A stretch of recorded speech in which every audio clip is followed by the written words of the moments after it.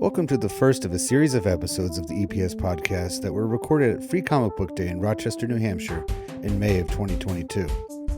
I am so appreciative of Jetpack Comics in Rochester for giving me the chance to exhibit my podcast there, where throughout the day I met with comic book artists, creators, and other podcasters, as well as passersby.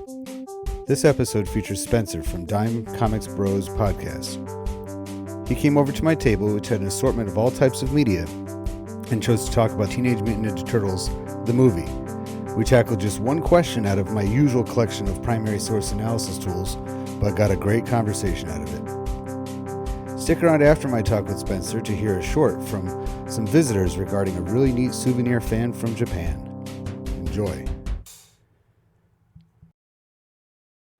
All right, we're back, and I am joined right now by Spencer from Dime Comic Brothers or Bros podcast, and this is exciting for me because now you mark the second fellow podcaster to be on my podcast. Yeah, so it is good to be here to actually bump into someone else who does podcasting around here. It's funny because I feel like everyone does podcasts, but nobody does a podcast. Exactly. Everyone you can always find one. You know, it's always a bunch of dudes with basic opinions. Yeah. But it's so hard to find the people in person, seemingly because we never leave our basements. Right.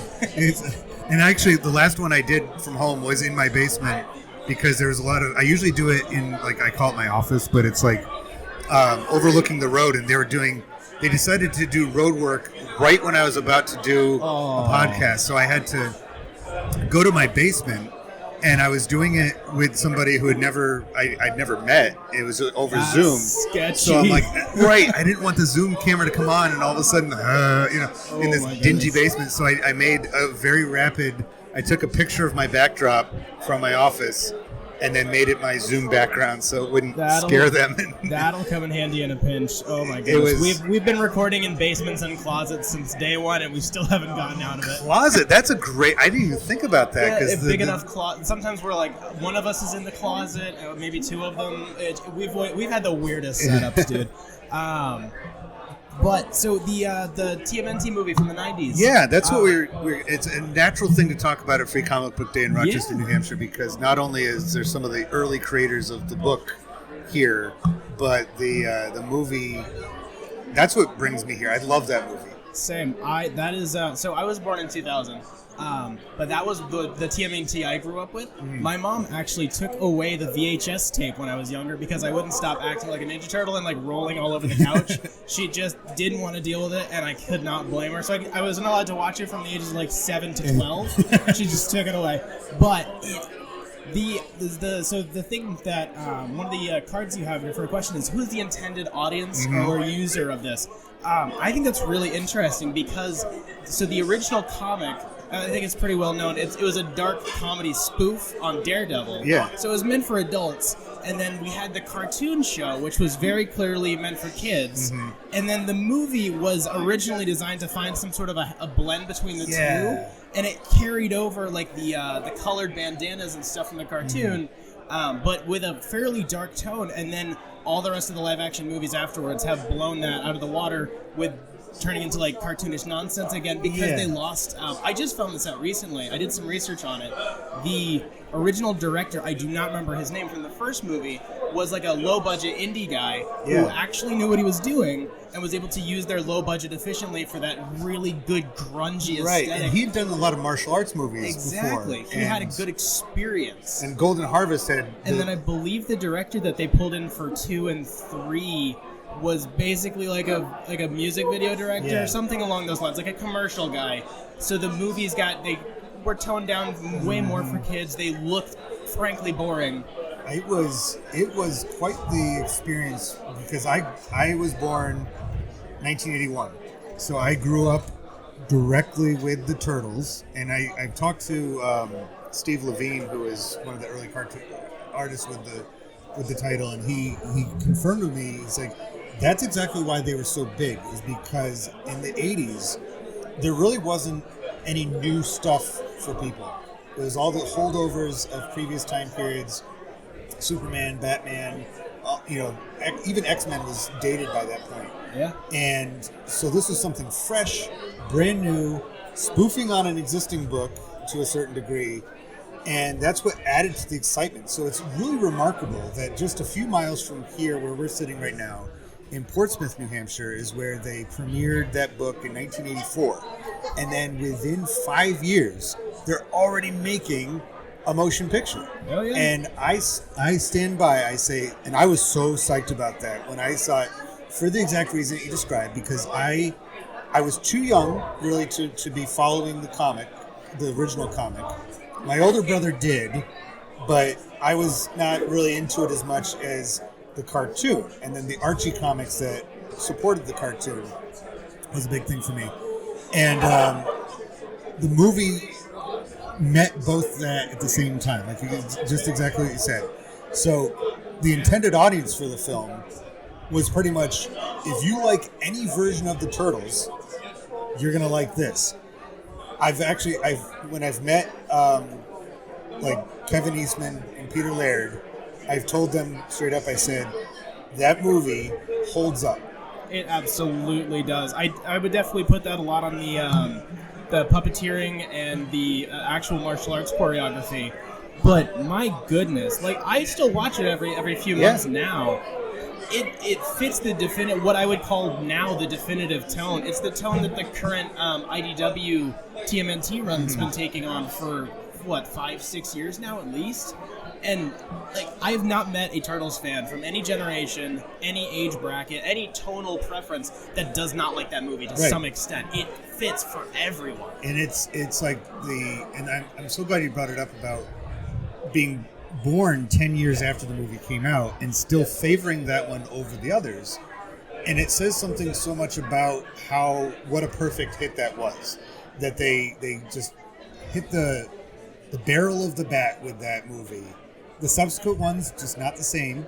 And I recall being, after the first one was over, I was excited for the second. But I saw that in the theater as well. And I was just like, like the opening sequence. I'm like, why aren't they using their weapons? They have them. Because the parents groups don't like it. Yeah. It always comes up, especially with comics history, it always comes up to some parents group or government group that's like, that's not appropriate for some odd reason.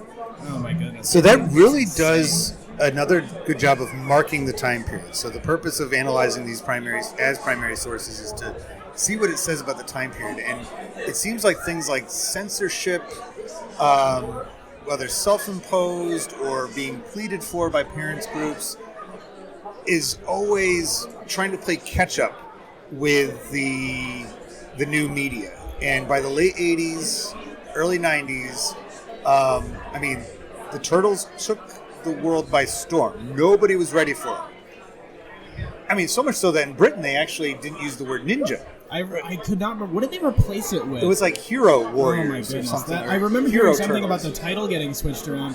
It is so funny because also in the 90s we had, I think, what people would call a notorious example of like kids media censorship, which actually isn't true with Spider-Man the animated series. Spider-Man wasn't allowed to punch people and like whatnot. The creators, I believe the showrunner of that show, has come out and said there were no like additional limitations on that show than what was like normal network standard, and it got blown out of proportion where we now have people, like my age in their 20s now screaming about how this show had to work around so many censorships, where it's like the showrunner and the main writers themselves have said they didn't have to do that. That was just the normal at the time. It's so weird because there's some things that it just never really happened, and we run with it because we want to be outraged over it. And then you have some things that actually did have to deal with it, like, the Silver Age of comics, where they really did have to work around incredible censorship stuff. And now we just, to some extent, look back on it fondly as when Batman did LSD a lot because everything was trippy, and that's it. It's such a bizarre history that I could talk about it forever. And that's why they act as such great documents of their times, and inadvertent documents. They're not meant to be.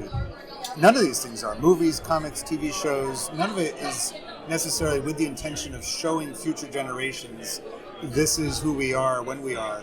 But in fact, by existing, they're better than any other primary source. They're better than a newspaper clipping because they are so just real. And so the product that we're watching, that end result, whether it be a VHS tape or a DVD or whatever it is informing us of everything that they had to do to get to that point and everything surrounding it. And that was, because that's also the early 90s, same time period where you start seeing parental advisories showing up. And I remember it being a big deal with the Ninja Turtles movie because the intended audience was, for the most part, under the age of 13, I would say.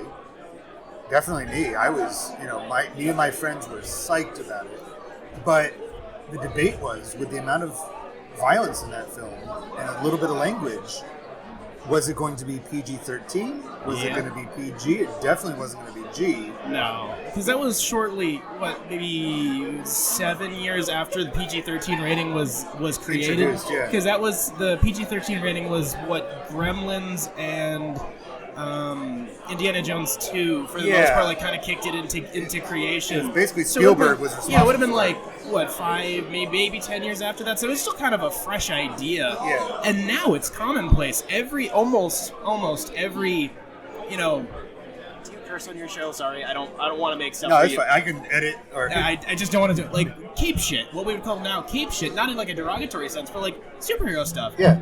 Big blockbuster movies, whether it be by Marvel or DC, most of them are PG-13. It's ubiquitous. It's just, there's a lot of violence, there's a tiny amount of blood, and there's almost no language, and there's no nudity. It's this commonplace thing. When it's, we get Twitter announcements. Oh, the new Marvel movie's rated PG-13. No, duh. Yeah. It's an exception when they go outside of that. We get announcements about, R-rated, edgy adult movies or something like that. It's incredible how, I would argue, the first Ninja Turtles movie was about the same now as what we would consider a typical PG-13. Parents will bring their 10-year-olds. Absolutely. But, you got to have the parent to get in, and it's normal for 13, 14, 15-years-olds to go in. They don't blink an eye when someone says damn twice in a movie. Right. And there's 2 drops of blood. Right. No one blinks. It's so strange. So it's almost as if that, just that rating alone, has therefore created an entire genre of film. I would agree with that. That's something I actually find really interesting with, the game of where's the F word in this movie? Right. Because you get the 1, maybe 2 allowed in a PG-13 movie. It's like a game of where did the screenwriter put it? Yeah. What character's going to say it? Is it a one-liner? Stuff like that. It's an interesting limitation imposed on the media, which sometimes makes it really creative. You get something like Lord of the Rings, which really pushes the PG-13 rating at the time, but not with nudity or language, just with the general tonality and definitely the blood. Or you get something like most MCU fare is barely worthy of a PG-13 rating. They say shit once, and there's 1 kiss. It's seriously, you're saying this isn't appropriate for 9-year-olds? Yeah. Are you kidding me? It's such an interesting thing. Versus the Ninja Turtles movie, it had a tiny little bit of edge for kids, but I watch it now as a younger adult. I would say I'm not a parent, of course. But I wouldn't hesitate to let my 10-year-old watch that. It's No, I have a son who's 7 now, and he started watching that one basically because we're this is the best version of the Turtles you'll ever get. Raise him when right. he was 4 or 5. So he was totally familiar with it, and he's not, as far as I could tell, deranged because he saw the Turtles movie. But just the whole concept of, because they have to decide which of those categories they're going to kind of max out, but still stay within it gets that range. decided before the movie gets made. It's so strange. Before the screenplay is done, or at least the final edit of the movie, or you get something now, this weekend, we have Doctor Strange in the Multiverse of Madness, which I haven't watched it yet, but apparently it's pushing the PG-13 a little bit further than typical MCU fare. That was definitely decided before the movie was shot. We're going to let this one be dark and edgy. It's so interesting how it's kind of decided probably on a corporate committee level I'm sure. before the creators are allowed to really do anything with it. I don't know if that's a good or a bad thing. Yeah, sometimes it's interesting because it's a creative experiment.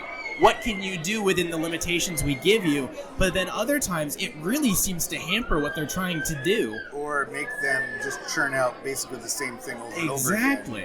Which then can be used as a marker of where we are in the time period, because in 1990, when the Teenage Mutant Ninja Turtles, the movie, came out, there were two main options to watching the movie. One was in the theater when it first came out, and then the other one was at least 6 to 7 months later when it came out on VHS.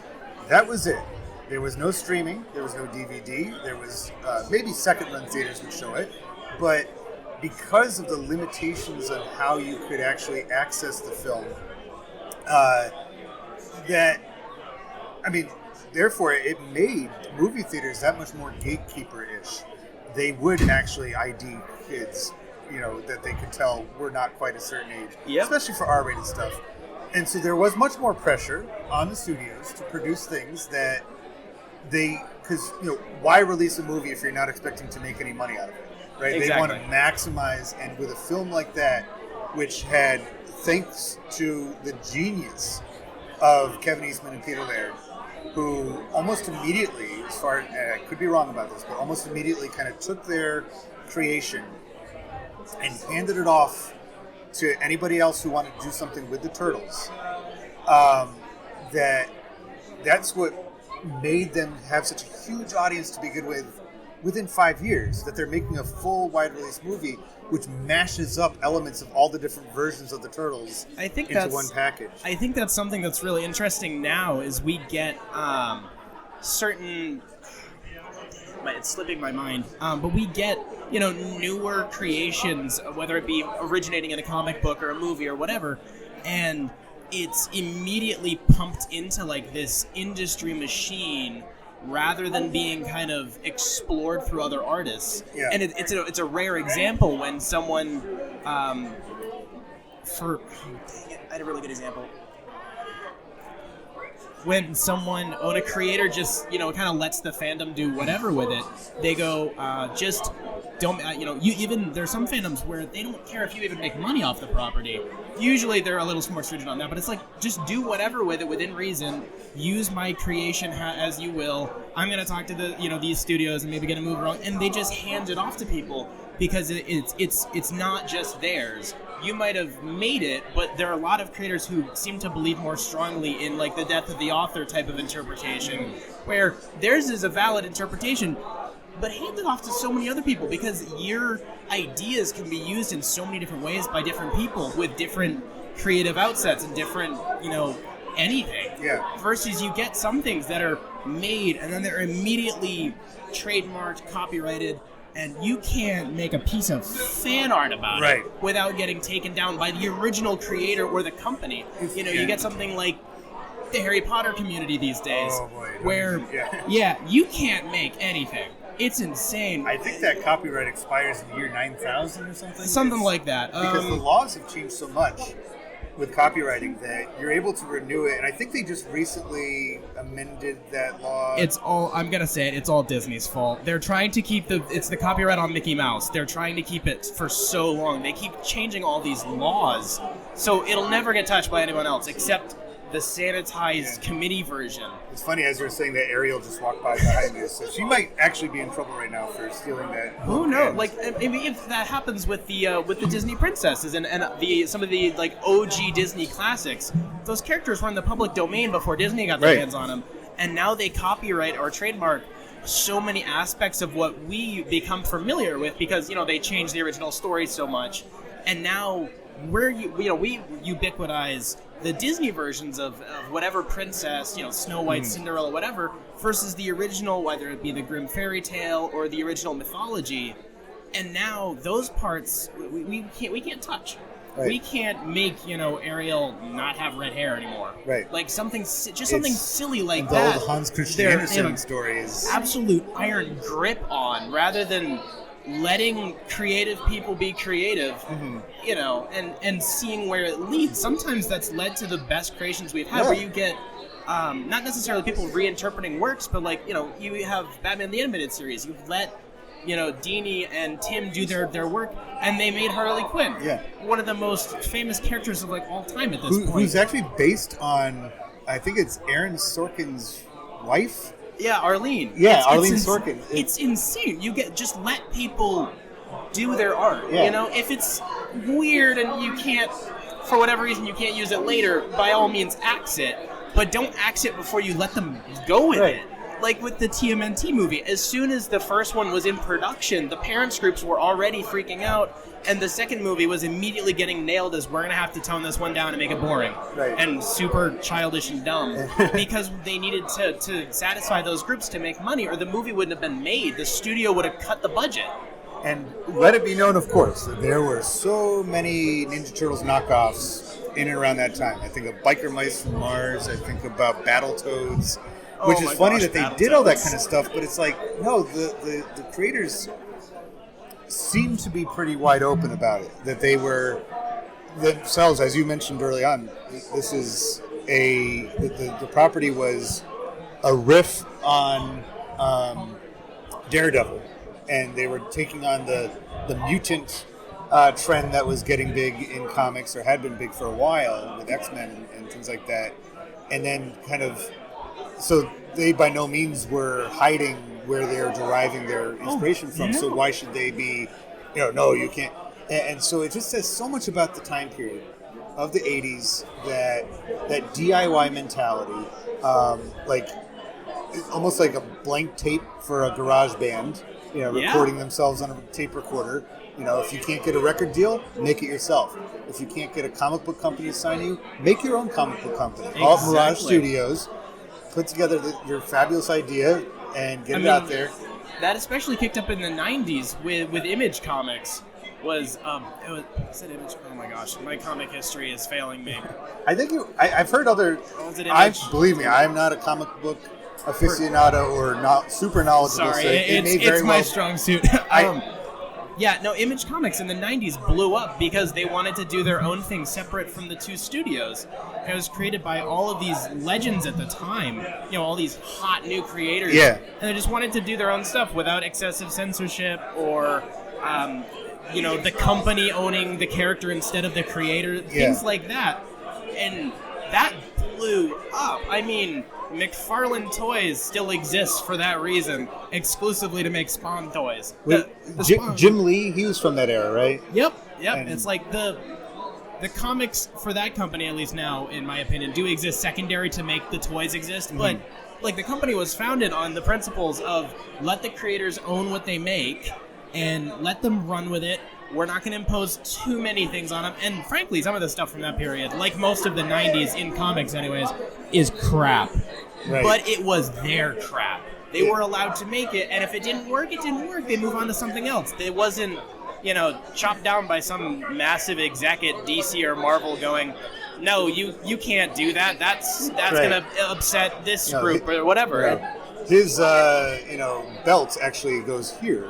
His belt buckle has to be this shape and size. Exactly. It's like, just let them run with it. Let creativity run wild. Oh, absolutely. You'll get the best results. And it's crazy. I mean, that whole era was good for the consumer, as any highly competitive era was. Oh, yeah. Because, I was into comics pretty heavily in the 90s, and I'd go to my local comic store all the time, and right next to the titles that I wanted were a very similar looking one. I remember X-Men that was my big book. I loved X-Men, especially after they were reborn. Oh my goodness. X-Men 90s. In the 80s and 90s absolutely slaps. So cool. Ooh. But then there was, I think it was Image had something similar. Another book, it was like not Gen X, but it was like it was basically another team of special powered young people that could. Right. And it was, and I read a few of them, and we could always tell like that's supposed to be Colossus, that's Jubilee, that's all their different versions, but it respected the audience enough that it's like we're still gonna like good storytelling. It doesn't matter if it's more or less the same story as we've always had. Exactly. And going back to this movie shows a lot of respect for its audience. I mean, even the original, the first couple of years of Ninja Turtles comics in general, they were half invented as a joke, just between them, and just like, oh, this would be funny, and then they were like, we'll make it into a book, and then it's sold out, and they said, oh, we should probably make more of them. Like it was a spoof, whatever. It was an overly serious joke about how crazy like the Daredevil comics were and whatever, and it had its own life afterwards, and it was just so much came from respecting another character from another company enough to go, that stuff's kind of weird, we're just gonna make jokes about it. And then they run with it, and now Ninja Turtles has its own legacy in and of itself. Half the people that read Ninja Turtles now or watch the new cartoons or whatever, they have no idea who the heck Daredevil is, even though Daredevil's one of the largest Marvel characters of all time. That 6-year-old kid likes Ninja Turtles because they're Ninja Turtles. They've made their own legacy and their own worlds and all these other things based off of what I heard. I don't know if this is true. What was a napkin written on a napkin, a little joke. That's insane. It is. That's crazy. I don't think we have anything like that currently. That amount of flexibility allowed from these up and coming people who just want to make something and it explodes. It's all about the time period. It really is. Because they were in an apartment in Dover, New Hampshire. This is as the legend goes, watching bad TV. They wanted to be comic book artists, so it wasn't like they were just like, this funny drawing. But they drew this as a joke, like Turtle, and then they one-upped each other and tried to... And then within a year, they sell out of their first issue of the comic book. And then within another year, there's toys in the shelves. And then another year after that, there's a cartoon. And then on and on and on to the point that you end up... Within 4 years, it was a Jim Henson production. Yeah. That's absolutely, that's an astronomical win. I cannot imagine a universe where any, in my opinion, dinky creation of my own would ever be... by some massive, world-renowned, beloved company doing the puppeteering for my work. That's insane. It's so much overlap, too, with that, because, I did an episode months ago about involving the Muppets. It was the Christmas special. Oh, boy. With John Denver as a primary source. And we talked about how Henson himself kind of got bored with the Muppets because he was a performance artist. He was very... we kind of just see the Muppets as his only contribution, but he wanted to do much more with that. And it's so it's his early days in the 60s and the 70s were basically what Eastman and Laird were doing in the 80s and the 90s with the Turtles, of being able to just and so that overlap, that meeting place of, here is this company that started from very much a do-it-yourself mentality of, this is what I want, this is how I'm going to make it, I'm going to create from here, and then ending up being sort of the crown on this project, because without those turtle costumes made by the Jim Henson Company, and without the animatronics and the puppeteering by Kevin Clash as Splinter, that movie would not have turned out as good as it was. Absolutely not. If it was just another startup or somebody saying, we'll just use stop animation, it would just be garbage. But because you have an established company like the Henson, by that point, it adds to... I'll be honest, I haven't watched the newer Ninja Turtles movies, the CGI ones, because I'm it's CGI. No matter how good it is, it can't beat somebody in an actual costume. Yeah, that's a very large debate. I have watched the two Michael Bay produced movies. Not a huge fan. I didn't hate them, but there's a newer there's another live action reinterpretation coming down the pipeline. I think from Seth Rogen of all people. I think. Don't quote me. I'm probably wrong. And I think there could potentially be a place for CG models, but especially at the time in the 90s. Even as a kid, I knew those were rubber suits, but still, with the amount, that brings its own level of quirkiness and here's the spot where you can see the puppeteer's eyes through the mouth, those silly little things that you don't always want to cover up. It adds life and appreciation for the art outside of just the narrative. It's this, you can appreciate the fact that there is a man in that suit. There may be another man doing that voice. There's someone with an animatronics rig moving the mouth. There's nothing wrong with having a small break in reality to see that there's work being done here.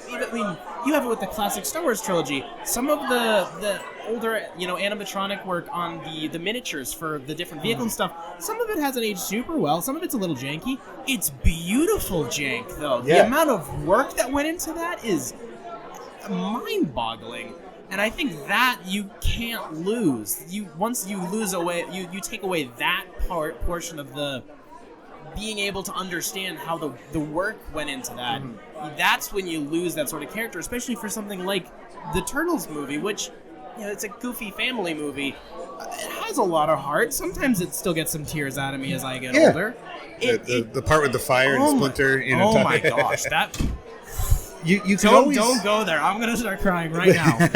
Well, I mean, throughout this entire podcasting season I've been doing, I choose random things, but what I'm finding is I think the reason that I like what I do is because there's so much hard work behind it that maybe kind of not perfect, animatronic or puppeteering where, as a kid sitting in the theater, I know that that's not a real mutant turtle that's shown up. But I appreciate and was inspired watching that because I could tell that they took the time and got all the talented people that they could to put this thing together.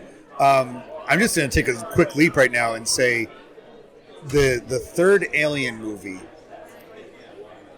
I rewatched it a couple years ago and almost immediately lost interest in watching it all the way through because I didn't realize it. In the opening credits, they put the credit of xenomorph design and operated by in the opening credits. I'm like, save that to the end.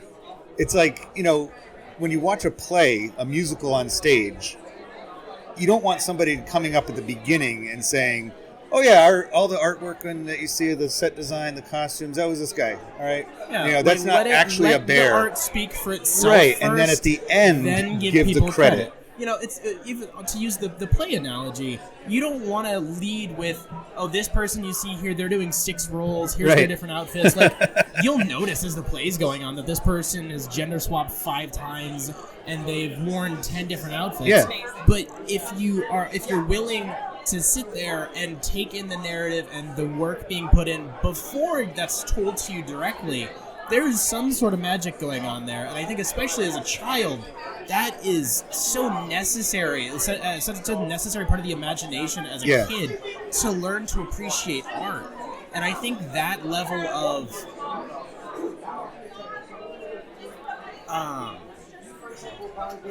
well, it goes back to respect again. I mean, it's respect. It's a level of going beyond just consuming art or consuming product, as we would say these days. It's a level of interactability that I think we need to keep, even as the technology evolves. Some of the storytelling changes, the characters get reinterpreted, anything changes. The level of you as a consumer, as someone who's interested in art or media. You should have at least a little bit of interest in the artistry. Maybe not to become an artist yourself, but have a passion for understanding at least. It's watching deeper. Like the Lord of the Rings documentaries as a kid inspired me to become interested in these things. I know I don't have the talent to do any of that sort of stuff, but oh my goodness, did I love watching those, and I still watch them to this day. It's almost as interesting as watching the films. But in a way, it's inspired us. I mean, look what we're doing right now. Because I know I've had conversations like this without a microphone around, and absolutely. I can tell you That's have why as well. I started having a podcast. Exactly. So it even if we're not necessarily of the level that I can making dragons on my computer that look real and act real. Not that we know what a real dragon looks like, but not that we can do that, but we can take our talents with being able to talk intellectually about these things. Having an intelligent, hopefully, a deeper conversation. Not just being critical to be critical or excessively nitpicky. CinemaSins has ruined this generation of media critique. I will say nothing else. Being able to, if you're going to have a conversation about something, have a little bit of knowledge, a little bit of passion about it, not to bring a person down necessarily for this thing you noticed that wasn't quite right, but to understand that maybe that mistake in an animation rig or in a texture, something that wasn't quite right, that made you understand how much work had to go into that. Like, imagine that being your job, and you accidentally painted this set piece the wrong color, and now everyone knows about it. Imagine the amount of stress that puts on someone. It would be better to have people go, oh, that's cute, that's the cool little break. I mean, we had this in, I don't know if you've seen The Mandalorian. Oh yeah, There's Gene's guy in season 2. Sadly, they removed it, but it was a cute little quirk of like, oh look, there's a guy with a boom mic on set that they didn't edit out.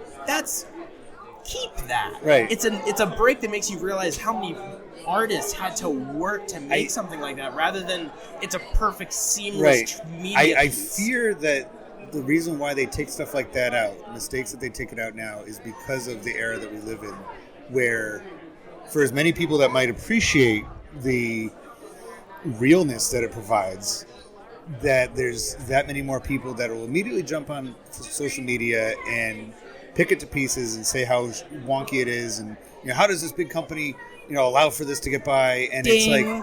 it's like when I found out, going back to the Ninja Turtles movie, when I learned that the same guy who is in that, I love that scene in April O'Neil's apartment when Michelangelo and the foot soldier have the nunchuck off, before they actually start fighting. That's the same guy doing both parts. When I learned that as a kid, I actually loved it more. Exactly. I appreciated it. Once again, they're respecting the audience. They're like, we want the best product possible. We want you to walk away from this believing that Michelangelo and this foot soldier both met their matches when it came to nunchucking. And I mean, I don't know how many of us in our lunchrooms and playgrounds and backyards after that mimicked that scene. Oh, I'm raising my hand right now. Line for line. I was always a Michelangelo kid. Yeah. Nunchucks are great. Fellow chucker. Exactly. Huh? That sort of stuff is it's magic. There's a science to it for sure, but this stuff it's magic. It's working with the imagination and bringing it into reality. Maybe with some faults, with some limitations. Yeah. But you cannot convince me that we have not found... It's something transcendent about humanity in and of ourselves. We're the only creatures on the planet that tell stories. Right. We tell stories to each other to convey meaning and emotion. There's something I can't even describe. I might read a thesaurus in my spare time, but there still are no words for this in the English language that I know. It's incredible. Just the sheer wonder of it all. Yeah. Just sitting there in a theater or at home watching something on a screen or reading a book or anything like that, that maybe it's not perfect. It's not, maybe it doesn't hold up super well or whatever. But it was something that a group, maybe hundreds, potentially thousands of artists came together, worked their butts off to bring you something for you to watch on a Saturday morning in your pajamas eating Fruit Loops on the couch. Right. Just because they wanted to share that with you. Yeah. With you, of all people. They don't know who you are, but they wanted to do that for you as a consumer of art. That's incredible. And it's a great... I mean, I love what you said before about post-Ninja Turtles era, post-90s. It seems like we have just become... There's a good segment of the population that's just consumer, not digester. Exactly. Not somebody who actually... And as we talk, I mean, for those listening, the background noise is because we're at Free Comic Book Day in the Governor's Inn ballroom, where there are creators all around us of all kinds. And so many of the people here are wearing costumes that they made themselves. I mean, there's plenty of store-bought ones too, but you can tell the people who took the time, the eye for detail, and so they themselves are creators in their own right, with the cosplay and it's like it all roots from that era. Because if that Ninja Turtles movie had come out, I'd say 5 years later, would not have been the same texture for sure. At all. It would be... There'd be a lot more leather, that's for sure. That's true. And there would be, the computer graphics had underwent a revolution from, pretty much Jurassic Park on. Yeah. And so we would have gotten probably a really shoddy CGI. That would have been some really weird Uncanny Valley stuff. Right. And not quite. But because it came out when it did, it hit just perfectly. And the audience was just ready for it. I always felt like the first X-Men movie that came out, speaking of leather, was that 99? It was either 99, 2000, or 2001. It was came out way too late. Yeah. They missed it's a fine movie, and just like the Ninja Turtles movie, that one really respects the audience because they don't spend the entire film explaining the backstory. Yep. When I saw the first X-Men movie, despite its faults, that was the one thing I loved about it, is that they just went right in with, you're caught up in the action right away, and when they finally bring Wolverine to the mansion, they're like, okay, here's who we are. Yeah. Very short, and it's almost identical to, it's the same person doing it too. It's, Professor X, and then in the Turtles movie, it's Splinter, just telling April O'Neil, here's where we came from. Sometimes it is, despite what basically every artist will tell you, sometimes it is okay to tell and not show. Sometimes. Usually showing's better. But there are some times where you don't need to do that. You don't have to have, 15 movies with this character before they get their own solo TV show or whatever. There's this level of, what is the word for it? I don't think it's not intertextuality, but the fact that that everything we have now, or a very large amount of our mass-produced big tentpole films, they're nothing but pop culture references to other things. Yeah. You get the joke because Will Smith is doing the bit from the other movie. Right. Instead of being able to stand on their own. I mean, of course, the Ninja Turtles movie has a handful of pop culture references, which personally I don't get. I wasn't there for it. There's 3 of them. For the most part, they're real jokes with actual setup and payoff. They're real gags, they exist in their own bubble, and it's aged so well because of that. It's its own self-contained narrative instead of, something, an astounding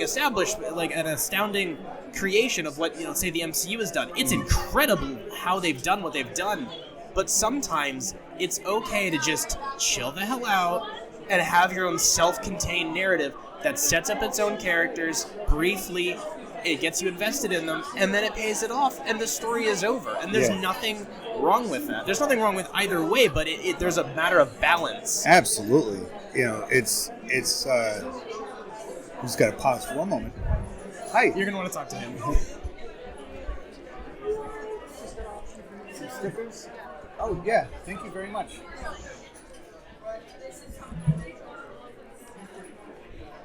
It's, to make sure to go back and edit that part. Like people paying me to podcast as I do. It's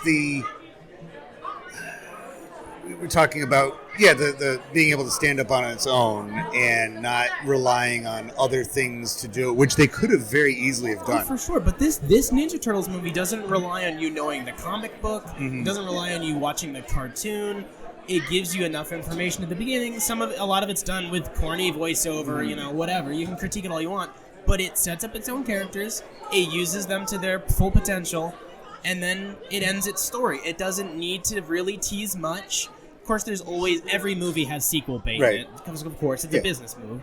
But the movie's over. It's a satisfying conclusion. It doesn't need you to have read issues 1 through 15, 27, and 69, and have gone on 15 Wikipedia articles, because I'm pretty confident Wikipedia didn't exist yet. No, it didn't. You don't need to do any of that. You don't need an intro and a rundown before you go watch a movie. It was perfectly balanced in that regard, because they knew that the majority of the audience were going to be fans, either the cartoon or the comic book or both. And so they're like, we don't need to spend, but we do need to give some backdrop from mom and dad, who are likely, because of the rating, in the audience too. Exactly. And are not necessarily keeping up on it. Whereas, so one of the things I think of the Teenage Mutant Ninja Turtles, in my opinion, the best comic book movie of all time, that first one. I remember being super excited for Spider-Man, the Sam Raimi 2002 one. And I watched it a couple times because that was actually the early days of pirating, and I was watching it in my dorm room. I hope they don't track me down, but I got the FBI is at your door right now. Right now, even before they know what I was up to. Oh man, we were scared. I remember being in college, hearing about your computer getting scanned and all the downloads that you had done. Oh, you were just sitting there pretending to be Neo from the Matrix. Yeah. Oh no.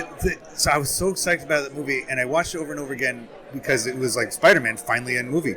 But the more I watched it, I'm like, they spend the first entire act of that movie explaining his origin, and I'm like, Spider-Man, it should have been like the opening scene of Ninja Turtles. I love that opening scene where, because she's a news reporter, she contextualizes, she explains to you that there's a crime wave going on. April O'Neil is telling you the story. It's efficient. And as soon as she walks out, Turtles show up and save the day. Sets it perfectly. Spider-Man should have been the kind of character he is. He's a Spider-Man. He's supposed to be nimbly bimbly, jumping all around. Supposed to have like a fast guitar, drum beat, like, in your face. I always thought that movie should have started out with a bank robbery, and all of a sudden, out of nowhere, here comes Spider-Man. He already exists. He already is saving people. The city knows him. To be fair to a lot of modern superhero movies, they have been opting a lot more in that direction for some characters anyways. Mm-hmm. Whereas as much as I'm not a huge fan of it, the more recent Spider-Man interpretation in the MCU skips over the origin story. Good. They give you some contextual information, but it, for the most part, jumps right in. Sometimes it is because, well, the audience already knows this. They've seen it a couple of times, or they've read it, whatever. But a lot more characters, they're just skipping over origin movies entirely, just going for it. And I think there's a good place for both. It depends on the type of character, and it depends on the audience for the movie. If it's a kid's movie, for the most part, like family movie, I would say more so, you're going to just need a brief rundown. Yet mom and dad don't want to be bored. You don't want to drag them through the movie. Right. And then the kids just need to know what the heck's going on. They don't care. They don't care if it's done in voiceover or through an opening animation or in the credit. They just want to see them punch people. Yeah. And that's totally fine. Versus if more nowadays, if you want to do a bit more of a serious movie or something along those lines, you can do a little bit more investing in the beginning parts. And I think there's a really good place for both. Mm-hmm. But when you have the Ninja Turtles, in my opinion, are like the definitive family property. It's not a kid's movie. Right. It's not for stupid little baby kiddos who need fart jokes. Right. It's for everyone. Above the age of like 5. Right. It's something you can drag your grandparents to. They'll probably enjoy it. You can bring your kids. My mom was there when we went to see it. Your 15th cousin on your mother's side, twice removed. Everyone likes the Ninja Turtles. It's a good balance of some action, a little bit of emotion, and lots of fun in a good, intelligent manner. And you don't need to set that up with your 15 YouTube video breakdown of what you need to know before watching this movie. That is something that it's good and bad that's come with the social media aspect of the internet, and I've been saying it so often, like the Star Wars movies. You mentioned that earlier about how the original ones are so, because they're tangible, because they didn't have people immediately showing up on social media and pontificating which character is going to do what in the next sequel and who's the best. Like now, anything, even just a teaser trailer will produce 13 million videos on YouTube where everyone's speculating what the guy in the background means. And as someone whose podcast, in a sense, is part of that culture, kind of, it's something that I definitely understand. I wouldn't say always a problem, but personally speaking, I have a distaste for it. We do, at least on my show, not to just plug it, but we do. That's why you're here. We discuss, some teaser trailers, some announcements, but for the most part, we leave it at the announcement trailers. We go, we want you to know that this thing exists, but if we're going to talk about it, it shouldn't be what cameo is in this movie. Oh, is it going to reference this comic book? What if it's this comic book? Like, that's something we try to avoid instead of being a Watch Mojo article or a Screen Rant, article on their website. Those things have a place, I guess. But we prefer to speculate on what's the story going to be about. What are the themes? What are the characters doing? I don't think what is the clickbait we can stick in our title. Those are the we big, want to talk about the important they're parts of the circling movie. something on the front picture. It's like a big, things that you missed in the Obi-Wan teaser. I'm sorry you didn't watch the movie and consume it correctly, and you were on your phone the whole time. You shouldn't need a YouTube video after you watch a movie. Or even That's before. not the movie's problem. That's your problem as a consumer for not watching and digesting the media. I don't think it's a bad thing necessarily. It's going to happen. It's natural. That's what we're doing right now. All art is meant to be dissected and analyzed. It's just the nature of it.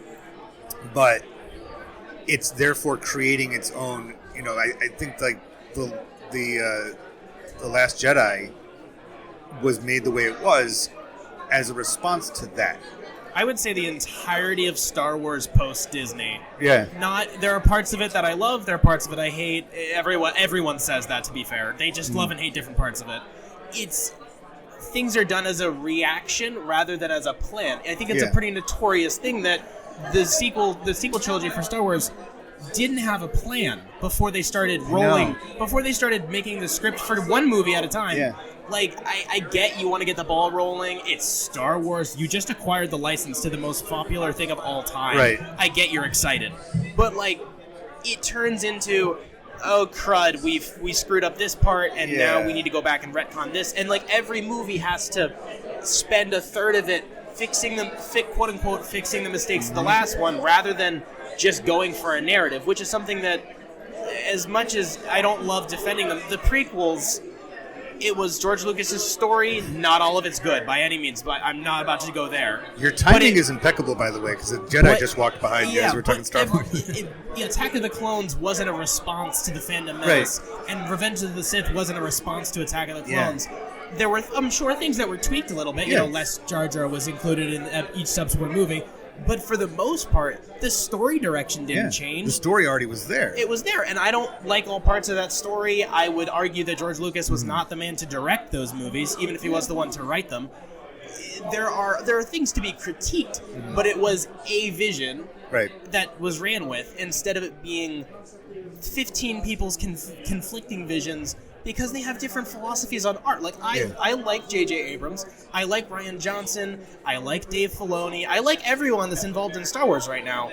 But I don't like how they can't seem to plan together. Yeah. And that may be more of a business problem than a storytelling problem. And it, again, is just a perfect document of the time, because you're absolutely right about this. As soon as Disney bought up Star Wars, let's get it out there. Instead of taking the time, because... The ending of the most recent one, the Rise of Skywalker, was meant to be and it did create emotion seeing Luke and Leia there, in ghost form, but I'm like, it seemed like you were making this up as you went. You started filming it, and it's so the Emperor had a granddaughter? Yeah, none of it. It's not I'm for one. I hate nitpicking stuff. I can come up with nitpicks on the things I love the most in this world. Yeah. But there's a difference between nitpicking something and poking obvious holes in its themes or its characterizations. Maybe there's parts of the plot that are a little messy, a little silly. That's fine. That's part of storytelling. It's a Space Wizard movie made for 12-year-olds. Right. It's okay. But when the themes go back and forth and conflict with each other, or the characters change how they act between movies... Those aren't nitpicks. Right. That's just poor storytelling cohesion between different artists. Mm-hmm. And that's something that you can fix ahead of time with either a plan, more conversations, or the person pulling the strings, so to speak. Not to say it, I'm not saying it's Kathleen Kennedy's fault. There's people above her head too. Yeah. But people who are a little bit further above. They're not necessarily artists. They're the Kevin Feige's of Star Wars, to say. Mm-hmm. They're more business people. But they can go, we're going to give you 3 years. 2 years, 1 year, just to come up with a general plan on where you're going. We can work out the details as we go, but we want you 3 directors to work on this trilogy, and we want all of your unique visions to function on their own and together.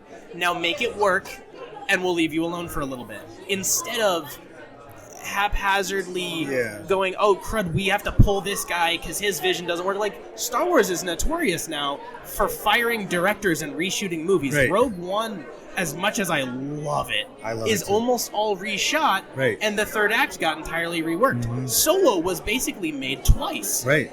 I like the version we got, but it was very different because the original Lord and Miller were fired most of the way through production. Mm-hmm. How many Star Wars movies have been announced that aren't working out? We had the guys from Game of Thrones, who everyone knew immediately that one was going to get canceled because everyone hated how Game of Thrones ended. We have Rian Johnson was supposed to get an entire other trilogy. We don't know how that's going. Yeah. Probably not too well. We've had, apparently Kevin Feige's working on a Star Wars movie. He's not directing or anything, but like, there's so many things, and it's turning into what DC's been dealing with. They can't nail down a movie just to get it out the door, right? Because they don't have a vision in place. Yeah, they just want to churn out something. They have a lot of visionaries. Yeah. I could have seen a Star Wars trilogy by any of those people, and I would have probably loved all of them for different reasons. Mm-hmm. But they can't. They don't want to put them all in the play box before they start making the sandcastle. They want them to each build a wing of a hospital. I think that's exactly why the Ninja Turtles movie of 1990 stands out so much, is because all of these people that we're talking about with these more recent Star Wars movies were the audience of the original Star Wars in the 70s and early 80s. And so they are being, and then of the 90s as well, and early 2000s. So they have that added pressure hanging over their head, even if it's self-imposed, of this is what I have to do, even if I don't have a vision. Whereas the Ninja Turtles were so fresh by 1989 when they started filming that movie that there's no audience to, inform the actual direction of the movie. So it's basically like, we're only getting to that period like maybe now. Like I mentioned, again, don't quote me, I heard something about Seth Rogen working on a Ninja Turtles property or whatever. I wouldn't be surprised. Frankly, it kind of fits, but that's a different topic for a different day. But only now are we getting to the point where people who grew up with Ninja Turtles are creating Ninja Turtles. Yeah. And it's going to become a very different world out there. It's going to stop being fresh faces. It's like trying to get a jury for a trial. Eventually, when it's been such a far-reaching property, you cannot find 12 people who have not heard of Star Wars. Yeah. Unless you're talking about third world countries, sadly, that they exist. You can't find 12 people in America, in North America, or in Europe that haven't heard of Star Wars. It's the same thing with Ninja Turtles. We're almost there. We are almost at that tipping point of full saturation. Yeah. And it's going to be a very interesting world from here. Yeah. What's incredible is that, usually when I do these podcasts, they end up being about an hour or so from answering all of the questions. We just worked on one, and we made, I would argue, a full episode worth. So I really appreciate you doing this. This has been great. Not a problem. I appreciate you having me on. I am sorry to take up so much of your day. No. I don't mean to put it that way at all. I can never shut the hell up. No, but that's the beauty of this. My two co-hosts on my primary podcast typically spend most of the podcast telling me to shut up so they can talk. It is exactly why the medium is as exciting as it is, because, unlike the constraints of a radio program where we would have, cut for commercial break about 5 times by now. Oh my goodness, that'd be fun. And having to, watch our language and things like that. This is just free form. Let's just talk, and that's why I love doing it. This is, like I said, the end of my first season, and so far, I've just loved every minute of it because I get so many great perspectives from intelligent people such as yourself that have taken the time. And because we're in the presence, a few tables from here where I'm sitting is Jim Lawson, one of the artists for the Ninja Turtles, and they basically created this entire generation. Like you watching that tape to the point that you had it taken away from you. I was a rambunctious child. Even if you're not necessarily living your life as a Ninja Turtle, that's why we're here right now. When I met Peter Laird years ago, he was drawing pictures of the turtles at the Eric Carle Museum out in Amherst, Mass. I said to him, you have no idea how much of an impact on my youth you had. You know, like I can't even measure it. Can you imagine how that must feel to hit someone? I'm only hoping that 20 years from now, somebody's like, the EPS podcast. No. Oh my goodness, that would be It did insane. it for me. But that's such an incredible load to carry through life. Of you created most of my childhood, no matter whatever the property is, Star Wars, Star Trek, Batman, whatever it is. Imagine that. You made something the world knows about and loves. And because of the era that it all happened and the availability, kids were able to access the cartoon, like you said, Saturday morning cartoon. That's how I watched the Turtles. That's how I got into them. It didn't hurt that they were local, as well. But because of all that, that's why it made, and I'm not the only one. There are millions of young people. And not only from, you were watching it on tape. That was recording. So it was going to stay as long as there's VCRs out there. Yeah. And then the DVD version of the movie. So it's going to continue doing that for generations to come. I think this movie might be out in 4K. That disc is going to exist forever. Yeah. Oh, my goodness. It's going to be incredible. But I thank you so much for coming by. And anytime that you want to guest on your podcast, I'm available. By all means. We will... I'll be sure to keep you in mind. So where can people find your podcast? What's the quickest and easiest way? We are on all audio platforms except Pandora. If you listen to podcasts on Pandora, I'm sorry, you're odd. Yeah, I didn't know they did podcasts. We do have MP3 and MP4 uploads over there. And then you can just find us on Twitter and Instagram. Okay. Basically everywhere. Just look up Dime Comic Bros or Dime Comic Bros Network or Dime Comic Bros Podcast. We're out there. I really appreciate another podcast collaboration. That's another wonderful thing about this medium. And thank you very much for having me. Yeah.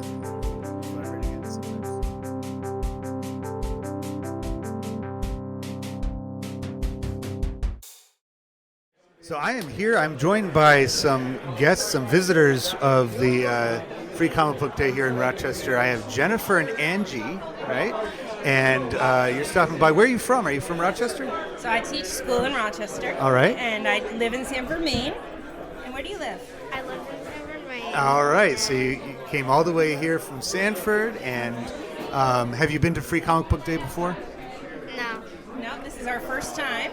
I hope you're enjoying it a lot. It's nice. I'll tell you, from visiting this a couple times in the past couple of years, it's nice being back in the first weekend in May. It's turning out to be a nice day. Yeah, so, it's really cool. I have an assortment of things on my table that I've invited people to look at and talk about. And I have a fan, a decorative fan, I assume, maybe it's functional as well, that we can only assume comes from Japan, that caught your eye. First of all, why did it catch your eye? Why do you like this fan? All right, so that question's for you, Angie. I don't know. It just looks cool. That's just it. I just think it looks cool. I think it's bright and it's colorful. The faces are really intense. Yeah, I love the graphics on it. It's very, very Japanese. I assume it's from either Japan or Korea. But it's all in that kind of script, too. So the writing on it, I can't read it, but that's exactly the reason I picked it up. I grabbed it out of a pile of different random things at a Goodwill by the pound, and that's exactly why I wanted to pick it up, because I just think it's so cool. And the only indicator of when it came from is on the back side. It says 2005 on it. But here's the question that we're going to talk about briefly is, where was it made, and or what locations are associated with it? So where do you assume this was made? All right, well, I think Japan or Korea is a pretty good guess, but I see some characters that also could be Chinese. Okay. But to me, it looks like something you'd hand out as a freebie in a hot location. Yeah. So it'd be like advertising, I think. And also, someone would want to take it because they could cool themselves off with it. So it's like, and is that what you think too, Angie? It might Do you be. agree? Talk because it's a video. It's a recording. So I'm thinking that's a really good assessment, that maybe like a baseball game or a sporting event or something like that, or maybe even a similar thing like this, some kind of a Comic-Con type thing. Now, by the fact that I got it in Maine, USA, what can we assume by that? How do you think it got here? So it could be military, right? Because people serve overseas all the time. And then someone could have collected it on their travels and then donated it later after someone died. But we still have military base, right? My husband served in Okinawa in the 90s, but I bet there's still a base there. That's such a great insight. I mean, honestly, that's probably more likely than a tourist necessarily picking it up and bringing it all the way back. And that is very reflective. Like I said, it came from 2005, but ever since World War II, there has been a significant presence of American military all over the world, including Okinawa, including other parts of Asia as well. And so it tells us that there is a large network and apparatus, if you will, that of American GIs going overseas, being stationed places, getting to know the society and the culture very well, and then bringing it back here. Maybe just yard sale or something, and it found its way around that way. So that's what I think. Someone collected it, and then they didn't know what to do with it and donated it. And I'm so glad they donated it and just throw it away, because it found a home with me, and like a true Yankee, I'm a pack rat, so it will stay around forever. I thank you so much for stopping by at the table today and just talking about this random thing. I'll let you get back to Free Comic Book Day. All right, have a great day. You too. Thank you. I hope you enjoyed listening to this podcast almost as much as I enjoyed making it. Please like, subscribe, and otherwise follow the show to hear future episodes. Back episodes can be found at epspodcast.club or wherever you get your podcasts. The EPS podcast can be found on social media, including Instagram and Facebook. If you'd like to support the show, please visit patreon.com/EPS podcast. Join me next time on the EPS podcast, where everything is a primary source.